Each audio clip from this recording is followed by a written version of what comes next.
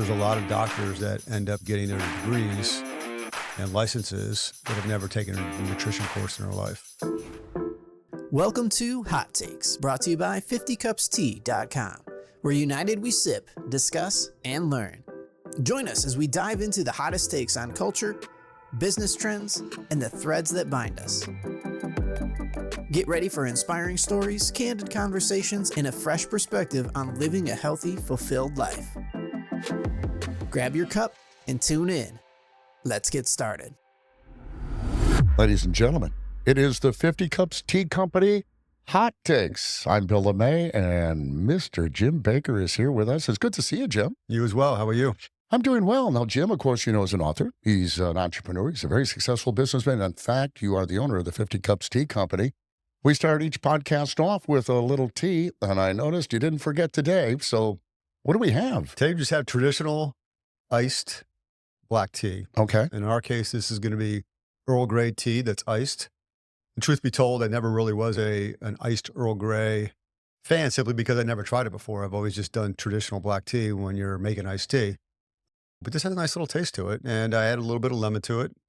There is no sugar, but for those out there who like it sweetened, you certainly can put some honey in it and or some organic cane sugar. I wouldn't recommend anything else but those two things. Nonetheless, though, I'm going to go ahead and pour some out at this point. And absolutely. As always, we have specials on our website, and we do the herbal teas. We have the blacks as well, and hopefully you like it. Here, you can just send me the tea. Don't even have to bag it. Just send it. Where'd it go? What's the address? Well, no, I mean, that's true, though. Yeah, www.50cupstea.com. Perfect. Oh, well, let's get into the hot takes. And I noticed the first one is patient healthcare. Man, that's a pretty broad topic. You could go anywhere on that one. What's your take on it, Jim? I've been thinking recently that my mom, for example, had a couple episodes this year. She's 85 years old, thankfully in still pretty good health. But has AFib, which seems to be the diagnosed du jour, for anybody over 65 at this point in time. And it's a heart condition. Yeah. And they give you a drug called Eliquis. And in my mom's case, the Eliquis creates very severe bleeding issues if she was to cut herself. And some of the blood thinners in the past also had that situation as well. And Eliquis was supposed to be one of the new levels of drug that, could thin the blood, but at the same time, still allow for some clotting. And unfortunately, she's been talking to the cardiologist about this forever. And, their cardiologist is focused primarily on making sure she doesn't have a stroke or a heart attack. And quote unquote, don't worry, you're never going to die from bleeding to death. Well, that's not true. People actually can die from bleeding to death. I've heard of people dying from bleeding to death. And so then she goes to her general practitioner and she says, well, why are you on Eliquis? I mean, there's no reason for you to be on Eliquis. You haven't had an AFib event for a while, et cetera, et cetera. So my mom always wants to drive wherever she goes. And thankfully she can still drive. Yeah. And so we do a little bit of beach vacation back in the 4th of July timeframe. And I asked her to come down, and she wanted to stay in her house a little bit longer than drive down by herself. I was reluctant to let her do that. We had this battle back and forth, but at the end of the day, Mom wins. Mom wins. And maybe it's good for her to drive too, So Mom won. And so she drove down, had a nice little break, and drove back. And I called her up when she got back to make sure she got back okay. And she said, yeah, I had a great time. Well, about a day later, I get a call from one of my family spies. Yes. My daughter in this case, who said, hey, by the way, Grammy had a scratch on her leg, an itch, and she was itching it while she was driving on an interstate, and she couldn't stop the bleeding. Oh my. So she had to pull over to a rest stop. And thankfully there was some strangers there that were able to go in and buy some packing material for Band-Aids, gauze, et cetera, and they bandaged her up. And, thankfully the blood did stop at some point in time and she was able to proceed home. So taking that story into account, it just becomes more and more evident to me that our healthcare system was never great, but it's becoming worse and worse over time. And I just look at my own personal situation. on the Affordable Care Act exchange 3 or 4 years ago. I think I had 5 or 6 choices of healthcare in our area, and today I have 2. Mm-hmm. And the price has gone from, let's just say it's gone up about 100% Yeah. in the last 5 years for worse healthcare with higher deductibles. So I then started doing some research, and I remember I was on the Duke Children's Board a few years ago, Duke Children's Hospital Board, Right. and they had a guest speaker come in, and they do these biannual events basically, and they invite they call them board of visitors from different parts of the school as well as the healthcare system, to come in. They give you a nice dinner, and basically it's a I love you, type of meeting where Duke could kind of pat themselves on the back. And Sure. they had a nurse practitioner speak that night, and she talked about going into the community to teach people how to become more healthy. And I thought to myself, you're not going to do that for too long because Duke isn't getting paid for people to become healthier. If they do, they're not getting paid, reimbursed for the insurance company to do this. So therefore, they're not going to do it on a regular basis because they're taking a paid employee, putting them out into the field. And if they're effective, then that means less people will come to the hospital, right? And insurance isn't going to reimburse that nurse practitioner to go out into the field. So at the end of the day, That's insane. that's what's happening, But right? yes, it is happening, but it is insane. Why would you not want to? It would seem for an insurance company, from their perspective, you want healthy people, right? Wouldn't you? You wouldn't have to pay out claims. All right. All right. Okay. I'm trying to deal in logic and common sense. I'm going to throw it all away now. Continue, Jim.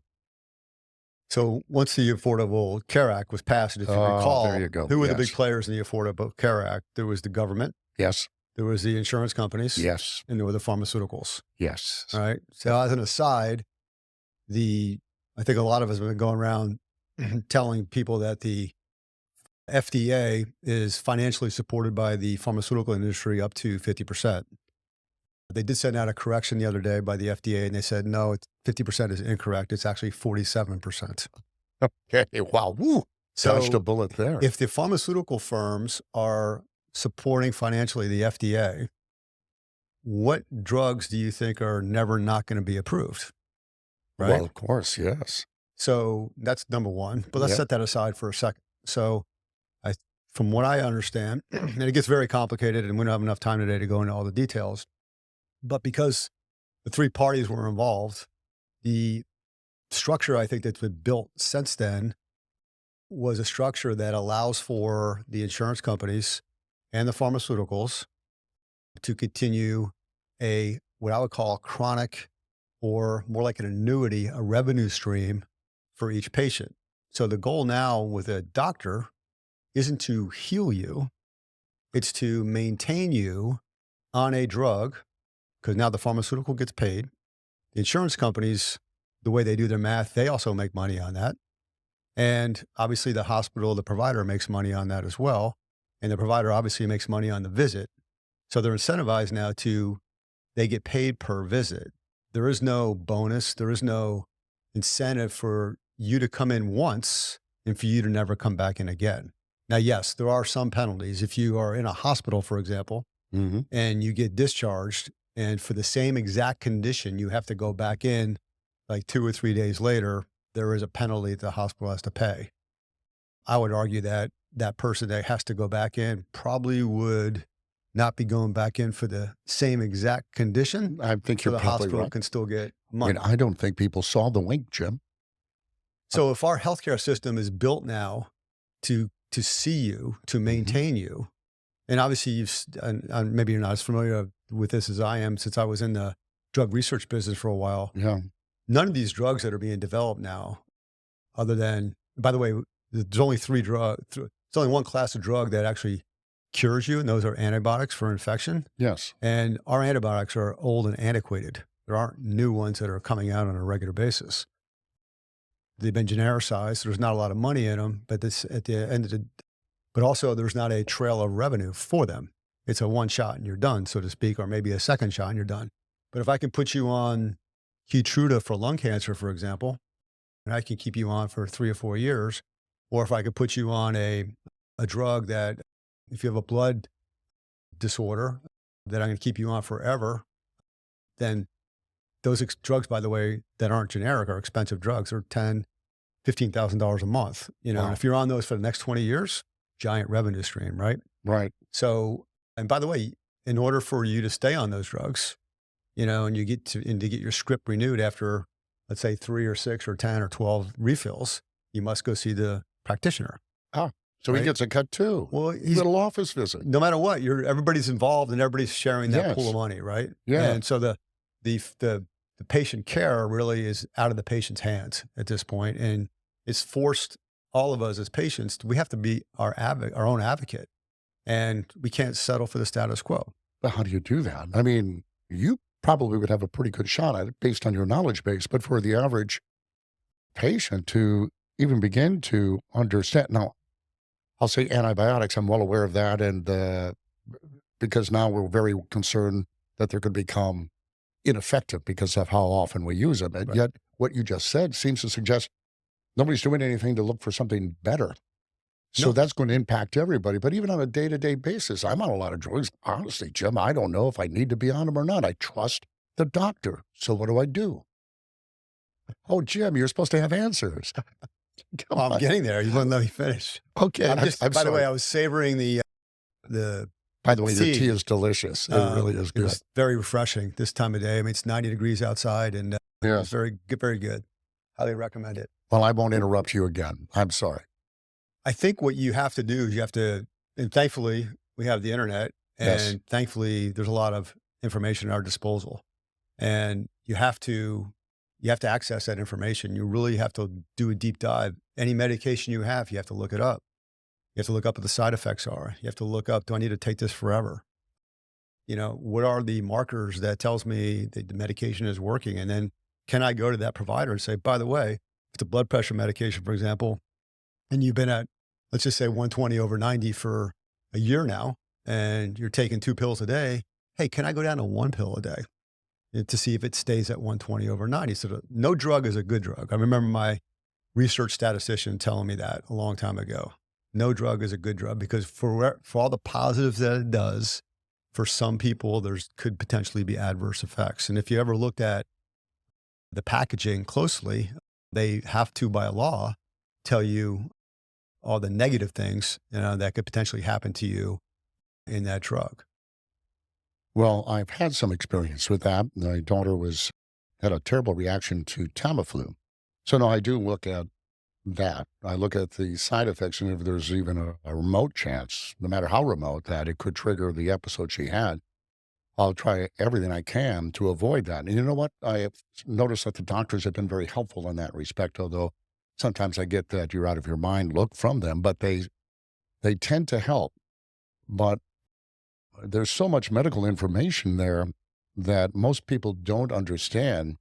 But I do understand that, like anything else, you have to take responsibility for yourself and your family. So if you don't love yourself enough, and maybe your kids, and maybe that'll be the impetus for you to get going on that. Yeah, or, if you're uncomfortable talking to the doctor, then if you're older, bring your son or your daughter in with you. Mhm. Bring an patient advocate. There's, nurses now that have left the healthcare system that have started their own patient advocate companies, and they can speak the lingo. They can go with you on visits. It's going to cost you some money, Mhm. but ultimately, what's your life worth, right? So, Yes.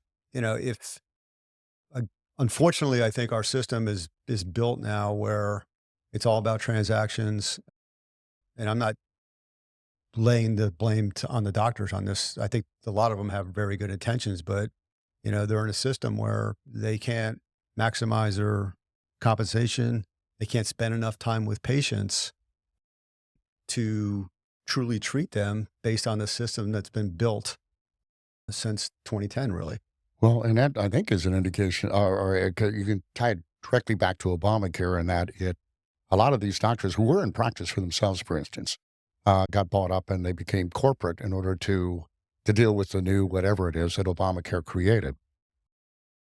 So I just wonder if you're in it to treat people, how frustrating that must be for doctors, for instance, who want to make you healthy, but because the system doesn't allow them to do it. It's got to be not only frustrating, but I mean, why do it then? Well, I think on the positive side, you're seeing that, there's a lot of practitioners that are leaving to start up their own functional medicine Yes. practices, holistic medicine practices, where they're actually looking at what is actually causing all of these autoimmune diseases. Why does our under 18 population, 56% of them are on some type of medication, whereas in 1998, it was 14%. And so, but they don't want to hear that. The vaccine, not to get into the vaccine controversy, but, this day and age, a newborn potentially could get up to 60 shots. On the first day the baby is born, they are given a hepatitis B shot, which, by the way, you can only get Hep B through intravenous drug use, Yeah. and it's transmitted sexually. Well, I don't think a newborn is going to have that issue, and the No. mother's already been tested, so she doesn't have it. So there's no caring from the mother, but it's prescribed, right? Right. And then they get erythromycin on their eyes, so they're already getting, some type of a lotion with additives and chemicals in it on top of an antibiotic that's going onto their eyes to prevent a 1 in a trillion situation eye infection. So the newborn is literally born, and within 2 hours of life, they're potentially given these two treatment options. Well, it seems like this whole medical industry is based on trust. Mom with a baby, a newborn, and a dad, they're really trusting whoever it is that's providing the care to do the right thing. And whether it's vaccines or not, you're seeing autism go crazy. I mean, they're looking at half the population being autistic in the not too distant future. Or we talked about testosterone too, and how it's been lowered by a great deal for people today compared to my father or your granddad. All of this, it could be environmental. It could be they're talking about social media for anxiety. I don't know. They seem to be finding all kinds of reasons why, but nothing seems to be being done about it, Jim. No, it's because And I don't think there's there no will be. incentive to look into it Excellent because point. of the way our system has been set up now with those three players controlling our system. You really think if vaccines are causing autism? We don't know, but let's look into it. It's our children. Shouldn't our Mhm. children be healthy? Because if you're sick as a kid, you're not going to be healthy as an adult in most cases. So now you're in the system, visiting doctors, getting medication for as long as you live. Well, that's a windfall for the insurance company. That's a windfall for the pharmaceutical industry as well. But that, to me, simply put, trumps any type of research that potentially could be done out there, to look at either eliminating, Mhm. that cause as the vaccine cause for autism, or if there is some issues there, then we got to fix it, right? Well, yes, you'd think we would have learned a little something from the COVID episode where so much of what we were told was not truthful. Yeah. And right? And now we have people that have been hurt by the whole system.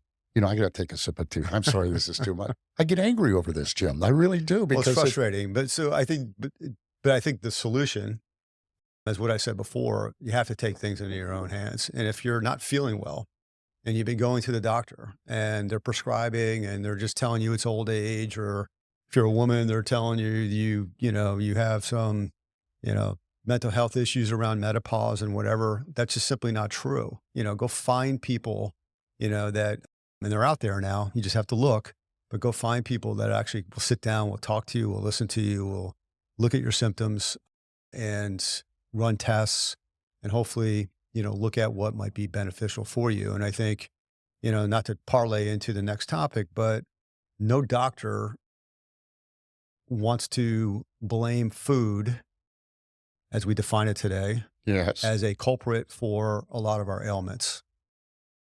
Well, And there's a reason for that. why? The majority of medical school classes do not include nutrition. There's a lot of doctors that end up getting their degrees and licenses that have never taken a nutrition course in their life. I wish there was something stronger in the tea because you're starting to get me a little angry because these are people that are, listen, you go into a profession for a variety of reasons, but you would like to think a physician is going into it because they have a desire to heal and help. Here's a hot take on some 50 Cups tea. The Immune Booster tea helps your body to fight off disease due to its carefully crafted ingredients. It contains peppermint and spearmint, which strengthen the immune system and fight bacteria. Ginger, which fights disease through its antioxidant and anti-inflammatory properties. Echinacea, which modifies the immune system. Elderberry, which contains vitamin C, phenolic acids, flavonols, and anthocyanins, which modulates the body's immune response. And it also contains oregano, which has powerful antibacterial properties. Visit 50cupstea.com to find out more. It's almost epidemic. It's almost everywhere, Jim. You're not being taught what you need to be taught, whether you're in grade school or whether you're a soon-to-be doctor. And when you talk about food, well, what is food? Now, do we even know? Now, you're very health conscious. You know, we talk about your tea a lot and the health benefits to that. And I think food has a lot to do with our health. Last time I looked, you ever see the beach pictures from the 60s Yeah. versus today? Yeah. I mean, there's a real problem going on here. Yeah. So why don't we define what real food is? Do you know what it is? Food is supposed to Be good for you. provide nutrition for your body so your body can function in its optimal form. Yes. It's not supposed to fill you up. It's not supposed to not make you hungry, make you full or hungry. It's simply, food are nutrients that your body needs to sustain itself for life. So Well- when you look at Cheerios, let's say, Yes. and pardon me, I'm going to put my glasses on for a second. I brought this up because Cheerios has been, and I'm just as guilty as this because I ate Cheerios for a number of years in my younger adult life and certainly thought it was a great health cereal for my kids growing up. And I just figured, well, let me just look up what the ingredients is for Cheerios today. So we have whole grain oats. So whenever you're looking at an ingredient packet, you want to look at it. The first ingredient is always what is most in that box, for All right. example. All right. And then it kind of goes down from there. All Well, right. whole grain doesn't sound bad. Whole grain oats. Well, the thing is, they're not non-GMO whole grain oats. So they've been modified. Okay, explain that. They're not. Okay. So I think in the early 90s, we allowed for genetically modified organisms, GMOs, where research, I think all the intentions were good, by the way, where they could basically take, oats, for example, and they could do something with those oats, taking a gene here, doing a molecule here, doing this, doing that to make them more robust when it comes to pesticides, make them grow faster, whatever it is. But we have no idea from genetically modifying food that we ingest on a daily basis, what is that going to do to the human body in the long run? We don't know. So number one, they're not genetically modified. Right. All right. And I think I explained what GMOs are a few minutes ago, but at the end of the day, they've been modified. That's probably the best way to describe Okay. it. So we don't know what that's going to do to your body long term. Right. Number two. Right, that's true. This is not an organic product, meaning that those oats have been sprayed with pesticides. Ooh, not All right. good. All right. And you brought up earlier this lowering of testosterone, Right. and they're basically endocrine disruptors. So Roundup, the brand term, for lack of a better term, is sprayed everywhere. Yes, I've in used it. industrial farming. Yes. So you're ingesting, you can't get rid of Roundup. You can't wash it out. You can't boil it out. You can't heat it out. It stays in the product. So we are ingesting Roundup on a daily basis in foods that we potentially eat. So is Roundup, for example, and they've had multiple court cases in the last 4 or 5 years, mostly with people working closely with the pesticide itself that have gotten these wildfire cancers. And Bayer, by the way, bought Monsanto, who is the inventor and maker of Roundup. Bayer is a German pharmaceutical firm. So they treat patients to hopefully allow them to live longer. But they now own the chemical company that's actually hurting and killing patients. So they get a revenue in both areas. From a business perspective, it's brilliant. So Yes. not to focus on Bayer, but you can look it up. Bayer does own Monsanto. They bought them. So it's not organic, and therefore your children, your 9-year-old kid, that you think is eating heart-healthy cereal every single day is actually ingesting pesticides and GMO'd food. All right. The second ingredient on this is cornstarch. Well, that doesn't sound harmful, Well, cornstarch. it's one of the 256 definitions of sugar that the FDA allows. Oh, okay. Number 3 is sugar. So now we have 2 sugars in the cereal in the top 3. All right. All right.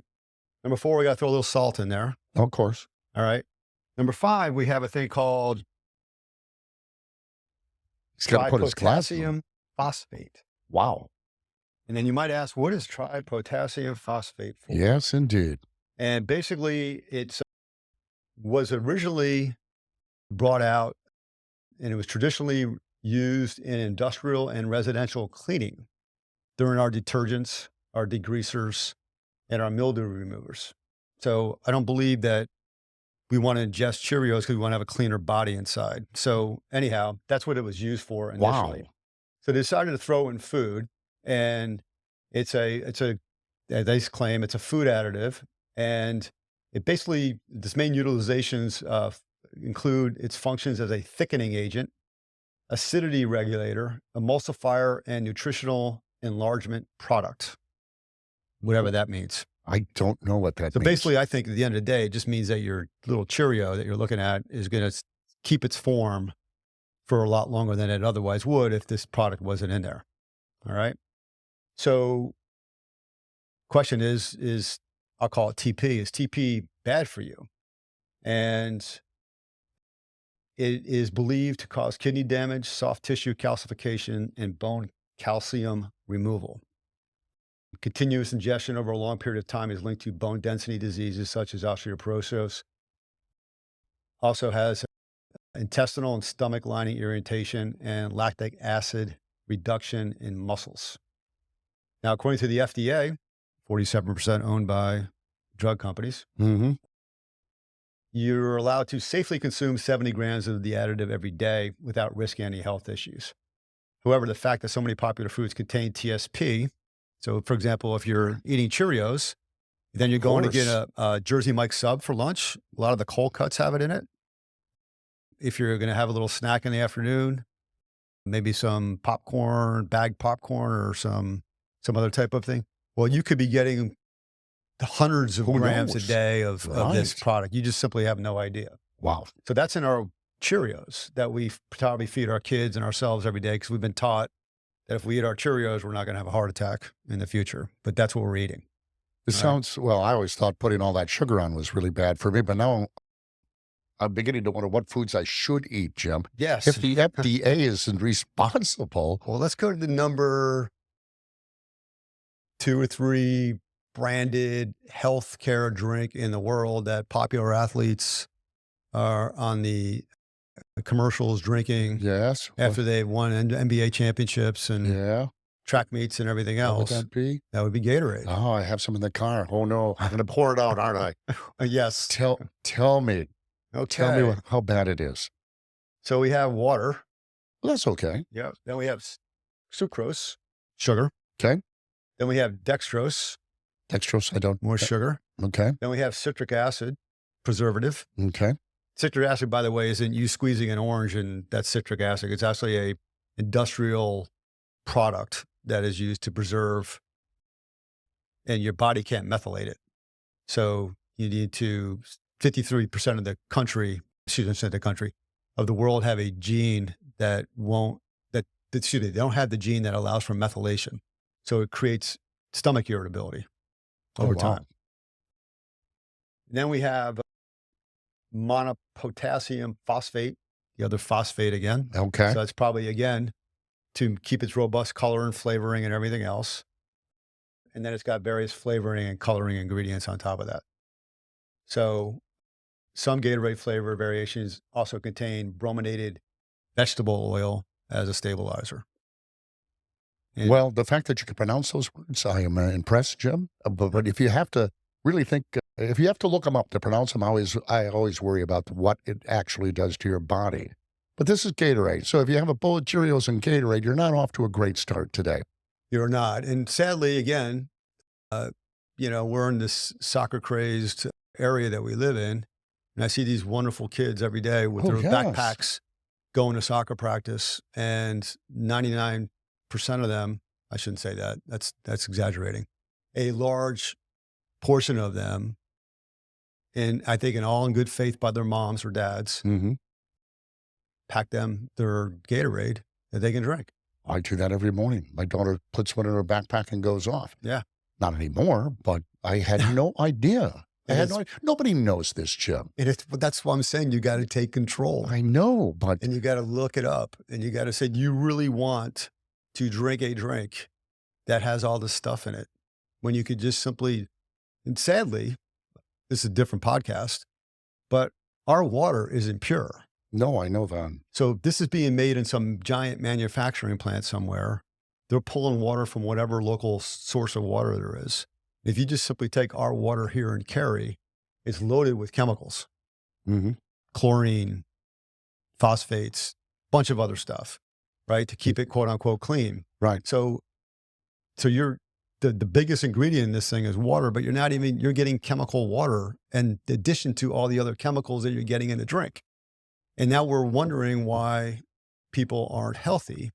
And when we go to the doctor, back to the doctor real quick, Yes. and we say, hey, could Gatorade be? No. Could Cheerios? No. Could, high fat diet with steak? Nope, terrible for you. Make sure you get low fat. Make sure it's loaded with chemicals and you're going to be fine, right? They never look at food as a possible, But they're not taught that. unless you go to an allergist, Yes. but they're not taught that, no. Mm. And also, by the way, if you ever go to a fat doctor, leave. Because if he doesn't believe or she doesn't believe in health and she's trying to treat you, Yes. then you're not going to be treated the proper way. I'm not even going to write that down because that So That ask is your something doctor should how be many obvious miles to a week people. they run, how many days a week do they exercise. Look at them. If they look like they're in great shape, well, you might be onto something. But they look like they're a bunch of goo, and maybe you want to go someplace else. That's an excellent point. All of this, again, we rely on government far too much, okay? But we do rely on government to do the things that people just either don't have the time or the ability to comprehend what's in a bottle of Gatorade. We rely on them, Jim, I know. to test this stuff and make sure that it isn't going to hurt us or kill us. And yet it seems that in order for a Cheerio to stay in its shape for a little bit longer, it could actually cause us some harm. So why do we have government, Jim? I mean, if this is these are some of the things that people say we need government for this, and this would be a good reason if they actually did their job. But you're telling me, Jim, they're in bed with the pharmaceuticals because they pay half of the FDA Well, it's true. Look it up. budget. Don't believe me. Look Well, it I up. believe you, Jim. That's why. And I just don't I think need- listen, I donate, to some causes and mostly children's education. And I'm a donor, and I'm going to want to expect that the school's doing what I want that school to do. And why would that be any different for a pharmaceutical firm? And sadly, the news organizations, the media is not going to call that out because No. if you've watched any commercial at any time, it's especially during the Olympics, dominated by pharmaceutical ads, dominated. And we're the one of two countries in the entire world that allow the pharmaceutical firms to advertise on TV. Well, I think Europe has a healthier approach to the food as well. Do they not 100%, ban? yes. Yes. Well, their main, simply put, if you want to add a food in to get it approved, you have to prove that it's good for you. In our world, in the United States, you have to prove that it's not bad for you. So you don't have to worry about it being good for you. You just have to prove it's not bad for you. Well, government has given us the food pyramid initially, Mhm. which has got us all obese and very unhealthy. So if there's a lesson to be taken from all of this is you have to be an independent thinker and take the responsibility for yourself and your family, which is going to require a lot of work because we eat a lot of different foods. It seems like the foods that I thought good for you like strawberries, meat. And one time we believed those were healthy foods, and yet they seem to be saying over and over again that these foods are not good for you. I don't know where it's coming from, but certainly they got to be healthier than a Well, bottle of Gatorade. wasn't it like 3 or 4 months ago, the FDA came out with like the 10 most healthy foods, and I think Lucky Charms was like number 1 or number 2, I which didn't was see absolutely that. preposterous, right? Yes, Again, look exactly. it up. I'm not sure exactly what the time frame was, but I think it was within the last year. So I guess the saddest part of this whole story is you and I probably have choices, and other people have choices where we can have Mhm. access to information. We can go to a grocery store and buy on the outside, Mhm. not on the inside. Outside's where all the fresh food is, inside's where all the processed food is. And we can buy organic, which costs more money. Great So point. reduce, not going to eliminate, but you can reduce your pesticide consumption. Right. But the average person, they can't do that. No, they And with can't. inflation this day and age, Oh, man. they can't afford probably a lot of the good food, and they're therefore buying the cheap stuff that's on the shelf, thinking it's good for them. And it's only potentially, it's not even food, but ultimately it could end up being harming them. In fact, I think the poorer you are, the worse you actually eat. Potentially, yeah. And it's really quite sad. Doctors that I go to and I say, gee, I take a lot of vitamin D. I do. They begin to look at you and go, they almost give you that look like, why are you wasting your time? Right. I have this new drug you can take here and your insurance will pay for it. Is the medical community open-minded enough to recommend, I don't know, things like sunlight, vitamin D? Or go I to a mean, dermatologist. vitamins. I remember the Flintstones chewables, and I don't know how healthy they are, but you know what I'm saying? There are other ways to get healthy other than popping a pills. There are. I mean, absolutely are. And, obviously it starts with uh, traditional life, being outdoors, eating good food that comes from the earth. A cow comes from the earth, right? Lettuce, fruits, anything that's earth based that we lived off of really until what, 50 years ago. Mhm. Um, if you look back at the data, you'd probably see that there weren't any autoimmunes back then for the most part. Right. There certainly weren't all these other chronic issues at this point in time. Heart disease might be the same simply because everybody smoked back then, but now that that's been eliminated, heart disease is still the same. Cancers were less back then than they are now. So, you just got to think about, what is it, that you really need to do, as a human from a food standpoint. And then obviously, if you do get sick, from making sure that you have enough information to really be your own advocate, when you're talking to these doctors. But sunlight, Yes, we wouldn't exist without sun. this is true. We wouldn't exist. I've heard it's good. It's really good for you. Obviously, UVB, ultraviolet B, Yes. is the primary ray that allows for the body to receive and absorb vitamin D.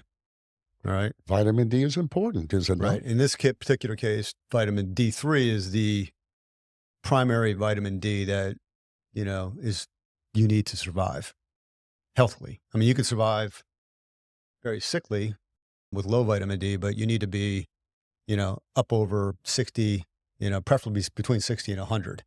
And the government says that you need to be around 30 just so you don't get rickets.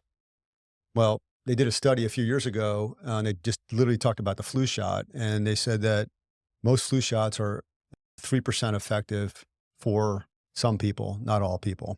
And the flu shot that you get is based on the flu strand from the year before, Yes. right? Now I think some of them shots might be mixing up the COVID vax within them too. So now you're getting a 2-for-1 deal.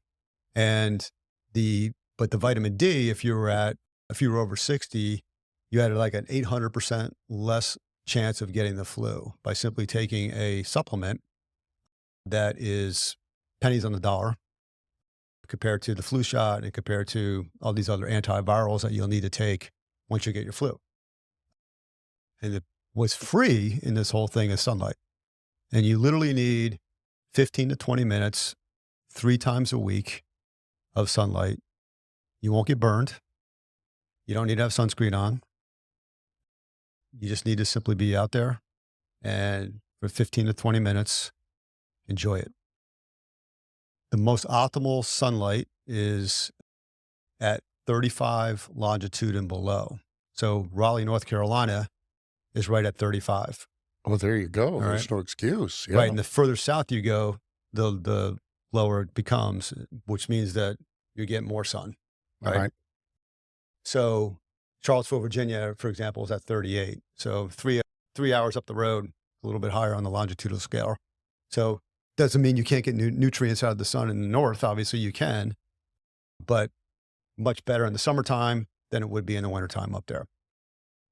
So we don't get vitamin D for the most part from a lot of our food sources. We get a little bit of it from meat. That's usually vitamin D2. Mm-hmm. We get it from some fish, salmon, mackerel, for example, and some vegetables, which I can't remember what they are, but they're not the common ones. They're a little bit off the grid, so to speak. So in order for you to get your D3, you need either supplement or you have to, probably do both actually. Go out in the sunlight and at the same time, supplement for that. And again, goal is to be over 60. Now your traditional doctor, to get back to them again, they're probably some of them will be concerned if you're up over 90 to 100 because they're going to tell you you might have toxicity. The only way you can truly be toxic if you're taking, 7 million IUs a day for 5 months. That's the only way you could get toxic. So Wow. even if you're at 100, you want to keep your doctor happy, maybe tone it down a little bit, but for the most part, you're going to be perfectly fine at 100. That's good to know because that actually happened to me just the other day when I had my latest physical. And I think I was 90 and they said I was high.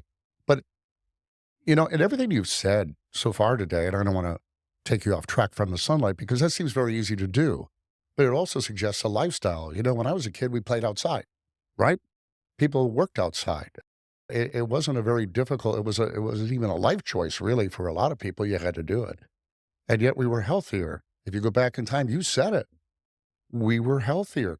Adults were healthier. Kids were healthier. You weren't overweight. You didn't see the autism. You didn't see the autistic kids like you do today.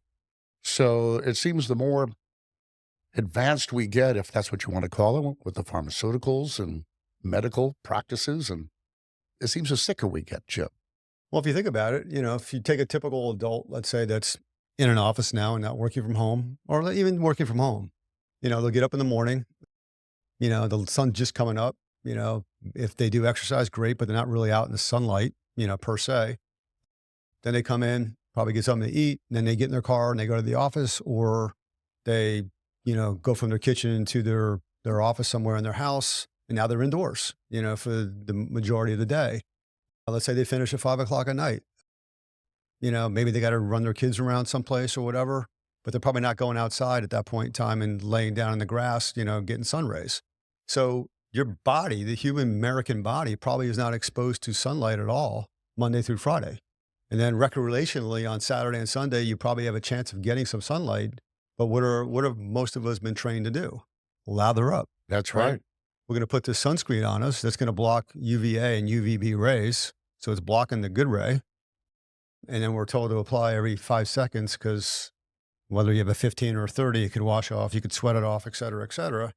And also, if you looked at sunscreen ingredients, which we didn't go into today, there's a lot of chemicals in those ingredients as well that are absorbing into your skin. Oh, my goodness. So the body is not getting enough sunlight just simply by lifestyle today. So now you have to make it a point, to stop your day to get outside to make sure you get your sunlight. But you're right. I mean, the old days, that wasn't a problem. Today, it's a problem. Seems if you just turn it off and stop listening to some of these experts, you'd be a heck of a lot healthier. So a couple of things that it does, right? Obviously, vitamin D strengthens bones, kills bacteria, may reduce blood pressure, high blood pressure. Sunlight can also improve sleep quality, just through the whole circadian rhythm, et cetera, et cetera. So, if your body knows that the sun is setting, then that's the internal clock that tells us time to go to sleep. But if, again, you've been indoors all day, you don't have a windowed office, You're coming home at night, you're eating, you're checking email and everything else. Your body may not even know it's dark out, you know? And obviously, if, you're getting your sleep and you're feeling refreshed and your vitamin D's up and everything else, your mood's going to be better because you're going to feel better. And obviously it can boost your immune system, and it can be associated with weight loss as well. So it's the only way this planet can exist, by having sunlight. So it makes no sense for humans not to be in it. So maybe we shouldn't block the sunlight just yet for global warming. I don't Sounds think like so. it's a Yeah. necessity. Yeah. But if you want to be healthy, it just seems if we could adopt some of our lifestyle we once had, and for even when we talked about the food, people are so busy to take the time to sit down and research. I don't know if they have the time. It seems we're moving forward into things getting worse. In fact, our life expectancy, I believe, dropped. The last 2 years, Here in that's the US. correct. And Yes. they're trying to scratch their head and figure it out. I think you may have figured it out, Jim. Dropped our inventory rates, the highest in the first world countries. Yes. And we're supposed to be this, robust, healthy, most powerful nation on earth. No. And our population is sicker than 3/4 of the first world population at this point in time, in any way, shape, or form. Oh, we got to change that. I mean, where do we go from here? I mean, I've listened to you, and your tea is delicious. I've drank it; it's delicious. But my faith's a little shaken, only because it seems like there's a lot of work here for an individual to try to stay healthy when it used to be just kind of living, natural. Why I feel compelled to talk about this, and why you probably feel compelled to join me, is that, we have faith. We do. Yeah. We think that we're here for a larger purpose than just enjoying the fruits of our labor, our families, and the life that we live. And, at the end of the day, you can't take your money with you.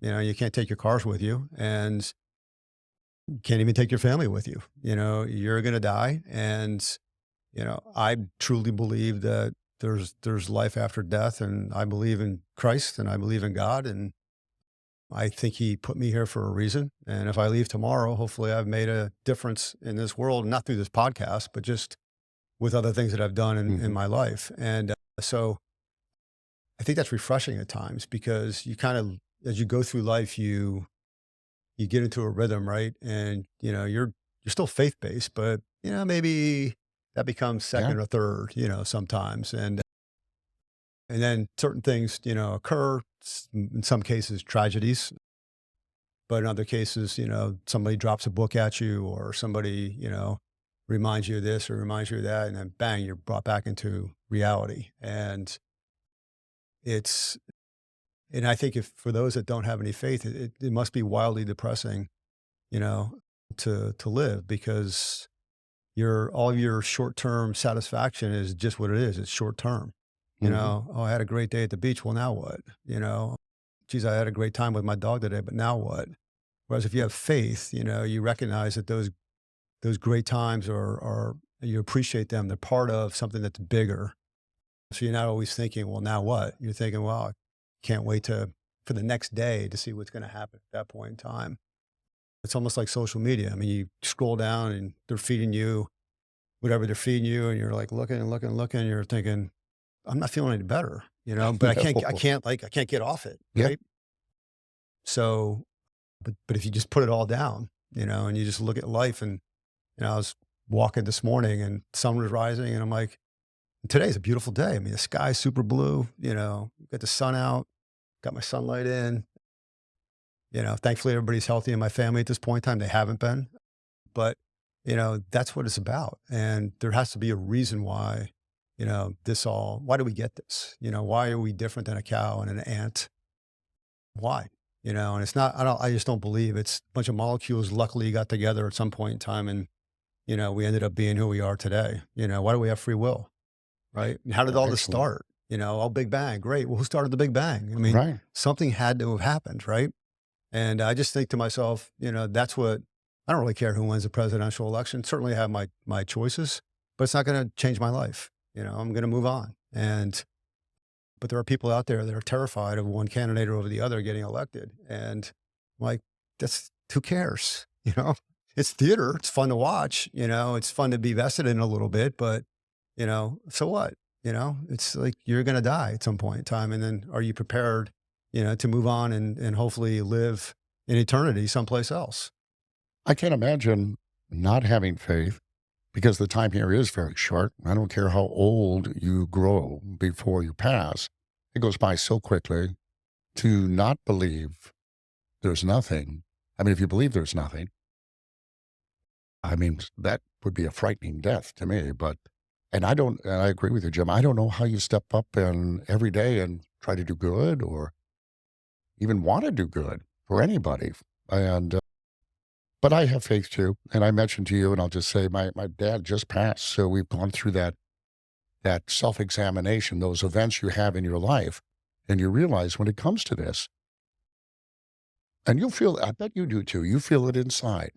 When you have that prayer, when you have that communication with God or that aha moment inside you because of an event, it's a real physical kind of thing that happens. So not to preach, because I don't want to do that, but it is an amazing thing, faith. And you're right, none of this matters. None of it matters. Ultimately, we're all going to be somewhere, and I'm hoping it's a wonderful place. Well, not so much a lot of music, though, yeah. but I mean, a wonderful place. And I'm sorry for your loss, obviously. Oh, thank you. Yes. My dad died when he was 53, and I was Wow. 24. And, for a while there, I never got mad, but it happened so fast. Yeah. He was diagnosed, and within 2 months he was Wow, dead. So that is fast. none of us ever got a chance to say goodbye to him. Yeah. He probably thought he was going to beat his cancer, and obviously that didn't happen, and he had a stroke and he passed away. But looking back on it now, the negative is sure, my kids never got to know their grandfather. Mm-hmm. But the positive is, he's with me every day still. He lives in me, and I had a great, 24 years with him. And, you had a great 70 years with him, Yes. right? Or 60 Right. or 50, because you're a young guy. Yeah, thank you for doing that. And, but you also have the benefit. I've been out in the sun lately. Maybe that's why I look, no, yes. But you also have the honor and the benefit, Yes. because you were his son, that your family thinks highly enough of you to be able to do the eulogy. Yeah, that's right? tough. And Yeah. I think most people will look at that and say, I'm sad. I'm not sure I'm going to be able to get through it, because you're going to be thinking about yourself. But if you're thinking about God and you're thinking about what gifts he gave you, then hopefully that allows you then to be not happy that he passed, but celebratory, in your eulogy going forward because of the gratefulness you've had of father and wife and everything else. Exactly. And so I think just have to look at it a little bit differently. Well, I think that faith is powerful, and especially at times when the world looks pretty bleak, like when it comes to food and the patient healthcare. No, I'm serious though. I mean, it's all these things that impact your life, knowing that there's something much greater and Yeah. it's got your back. That's pretty powerful, I think. And that's why I'm mostly optimistic that we are going to fix the food. It's going to take a long time. Yeah. We're all going to fix the healthcare system. It's going to take a long time also, but I think there's a movement out there. I think it's growing significantly, and I think people are tired of not feeling well, and I think they're tired of getting poor service. And there's lots of alternatives, but it's going to require some work. One thing you can do is go to your website because, no, I'm serious, the tea there, delicious, but also has some health benefits.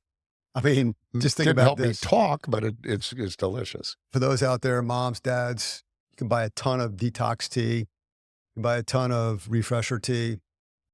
You could make it, put it in a big pitcher, pour it out into containers, into your Yetis for your kids, and they're drinking a healthy drink. And again, you want to throw a little honey in there, a little sugar in there, that's fine. But they're not getting any health, but something that the earth produced, and it's organic. It's virtually, hopefully all pesticide free, and it's great for you. So it's been great talking to you today. You too, Jim. I'm going with this instead of Gatorade today after our talk. But as always, it's a pleasure to be here, and I appreciate being involved in this. Great stuff today. Thanks, Yeah. Jim. Thank you. Thanks for joining us on Hot Takes 50 Cups. If you enjoyed today's episode, be sure to visit our website at 50cupstea.com for more great content and delicious organic teas and listen and watch us on all the leading platforms. Stay connected with us on Instagram at 50cupstea, YouTube, and TikTok. And don't forget to subscribe, leave a review, and share with your friends. Until next time, keep sipping and stay united.